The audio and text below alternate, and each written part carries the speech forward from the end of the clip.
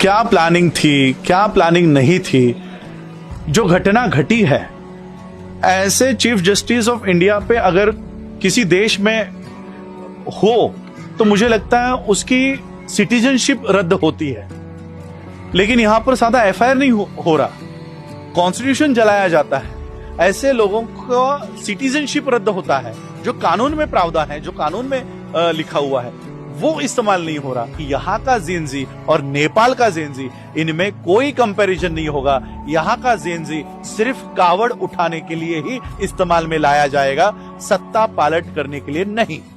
Chief justice of India के ऊपर एक जूता फेंका जाता है, लेकिन फेंकने वाले को प्रसिद्धि मिल रही है, वो अभिमान व्यक्त कर रहा है उस चीज के ऊपर। तो सोचो, देश के लाखों करोड़ों लोग जिससे उम्मीद लगाकर बैठे कि ये हमें न्याय देगा, जो आदमी खुद को न्याय नहीं दे सकता, वो मुझे लगता है हम लोगों को भी न्याय नहीं दे सकता। चीफ जस्टिस ऑफ इंडिया ये एक पोजीशन है, और ये ऐसी पोजीशन है जिसको पावर नहीं दिया गया है। तो मुझे लगता है हमारे लोगों को ये समझ जाना चाहिए कि ये सारी जो position, not only chief justice of India, member of parliament, president of India, ये सारे पोजीशन है।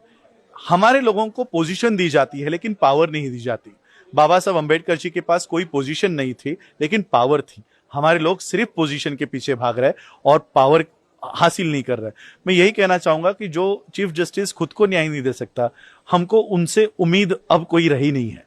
मुझे लगता है क्या प्लानिंग थी, क्या प्लानिंग नहीं थी, जो घटना घटी है, ऐसे चीफ जस्टिस ऑफ इंडिया पे अगर किसी देश में हो तो मुझे लगता है उसकी सिटीजनशिप रद्द होती है।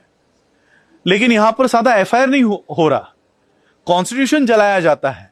ऐसे लोगों को सिटीजनशिप रद्द होता है, जो कानून में प्रावधान है, जो कानून में लिखा हुआ है, वो इस्तेमाल नहीं हो रहा। तो मुझे लगता है कोई भी प्लानिंग इसके पीछे हो, चाहे उनकी मां गई हो नहीं गई, जूता फेंका गया है, दलित ने फेंका, महादलित ने फेंका, ब्राह्मण ने फेंका, हमें उससे कोई लेना देना नहीं है। जिसने फेंका उसकी भारत की नागरिकता रद्द होनी चाहिए। यह प्रावधान होने के बावजूद भी चीफ जस्टिस अगर ये नहीं कर रहा है तो यह समझ जाना चाहिए भारत के लोगों को कि ये केवल नाम के चीफ जस्टिस ऑफ इंडिया है, और ये सुप्रीम कोर्ट अब सिर्फ नाम का सुप्रीम कोर्ट रह चुका है। बौद्धों की जो सारी, नॉट ओनली महाबोधि महाविहार, जितने भी बौद्धों की धरोहर है, ये बौद्धों के हाथ में होनी चाहिए। मेरी तो इस बारे में सुप्रीम कोर्ट में पिटीशन थी कि जगन्नाथपुरी का मंदिर भी एक बौद्ध विरासत है इसके ऊपर, लेकिन उसके बाद ये सारे पिटीशंस ही उन्होंने रद्द कर दिए हैं।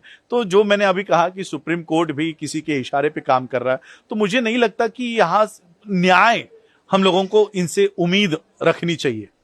यहाँ की जो पॉपुलेशन है, खास करके यूथ, जिसे हम अब जेनजी कह रहे हैं, इन्हें धर्म के नाम पर इतना इन लोगों में वो नफरत फैलाई गई है कि हमारे घर टूटे तो भी चलेगा, हमारे यूनिवर्सिटीज नहीं बनी तो भी चलेगी, लेकिन राम का मंदिर बनना चाहिए।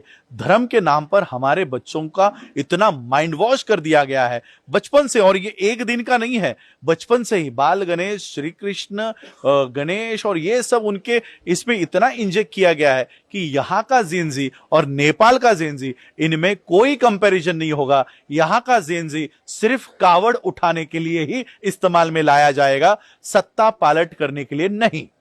बाबा साहब का हाथी आज भी लोगों के जहन में जिंदा है, और मुझे लगता है, मैं राजनीतिक कोई टिप्पणी नहीं करना चाहता, लेकिन मेरी ये दिली ख्वाहिश है कि जिस हाथी को मान्यवर काशीराम जी ने खड़ा किया, बाबा साहब के हाथी को खड़ा किया, और केवल खड़ा ही नहीं किया, उसे दौड़ाया, उसे पार्लियामेंट तक लेकर गए, उस हाथी को फिर से खड़ा होकर इस पार्लियामेंट की ओर उसे चलना चाहिए। ईवीएम मशीन कैसे धोखाधड़ी करती है, इसके ऊपर हमारी पिटीशंस है। हमने 2015 से 14 से मूवमेंट चलाई है ईवीएम बैन करने की। मेरी यूनाइटेड नेशंस में भी ईवीएम को लेकर वहां पर पिटीशन एक्सेप्ट भी कर दी गई थी कि ईवीएम से वोट्स की चोरी होती है। और लेकिन आज राहुल गांधी जी जागे हैं, वो इसलिए क्योंकि उनको वोट की चोरी हो रही है, या हमें वो आज सत्ता से दूर हो गए, इसलिए वो विषय लिया हुआ है। वरना वोट की चोरी में पहला भागीदार तो कांग्रेस है।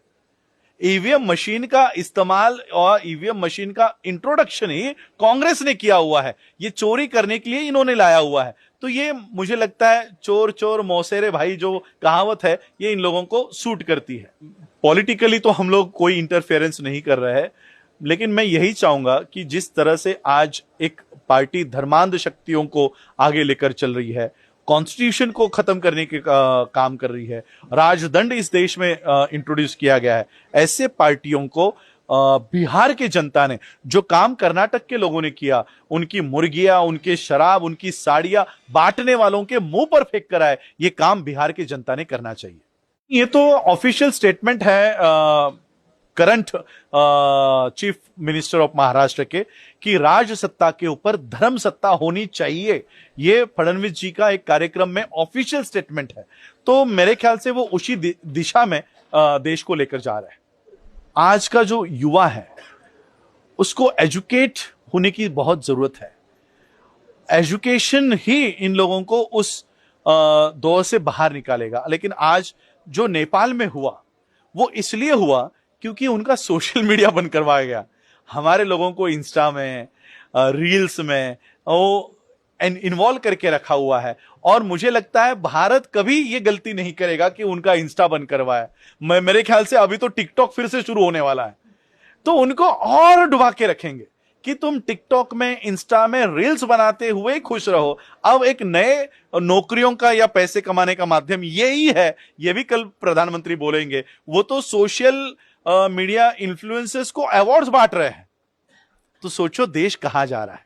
एक तरफ डॉक्टरेट्स बांटी जा रही थी, एमफिल के डिग्रीज बांटी जा रही थी, अब क्या डिग्रीज बांटी जा रही है? सोशल मीडिया पे कौन ज्यादा अच्छा इन्फ्लुएंस कर रहा है, इन्फ्लुएंसर्स अवार्ड्स दिए जा रहे हैं कि प्रधानमंत्री के हाथों से यूट्यूबर्स को, इंस्टाग्राम के इन्फ्लुएंसर्स को, कल को टिकटॉकर्स को भी ये अवार्ड्स देंगे। यानी तुम सिर्फ रील्स बनाते सीमित रहो, एजुकेशन के लिए लड़ो मत।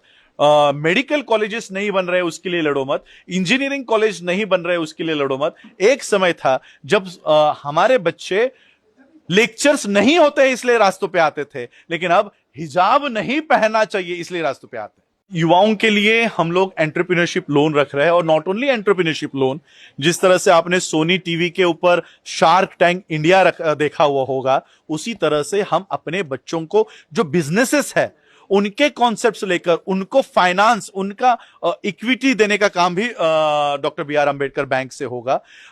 यूथ को खास करके जो पढ़ने वाला वर्ग है, एजुकेशन लोन्स यहां पर दिए जाएंगे।